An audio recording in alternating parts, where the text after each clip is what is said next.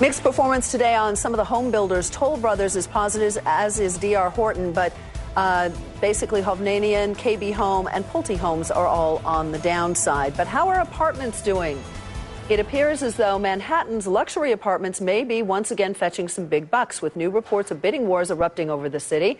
But this time, Wall Street bonus spenders, typically one of Gotham's richest house hunters, are spending more cash for less flash these days. Some thoughts now from Dolly Lenz, Vice Chair at Prudential Douglas Elliman and the #1 realtor in the United States, and Chloe Mail. She's realty reporter for the New York Observer. Welcome to both of you. Nice to have you here. Thank you. Hi. Dolly, it's good to see you again. Tell us what you are seeing in the Manhattan high-end real estate market, and is it Wall Street money that is bidding up some of these prices? You know, it's financial services money, whether Wall Street or not, or Wall Street related. We're seeing a few bidding wars, but that's not really the norm. And in terms of more cash for less flash, you know, I don't know that I'm actually seeing that. Really? Mm-hmm. You see more flash? No, I think that it's irrespective of that. In other words, people are looking at, where do I want to live? Where do I want to be 5 years from now? Flash or not? And you know, I'm not sure that the story was actually quite good in that standpoint. You're talking about Chloe's story. You hear that story, Chloe, right? Yeah. Chloe, you wrote the story about whether or not there are bidding wars and more cash for less flash. What are you seeing?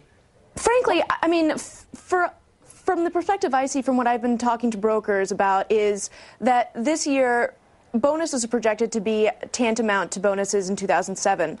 But in fact, people aren't spending the money in the same way they would have then. Wall Streeters are not flipping apartments as they once did.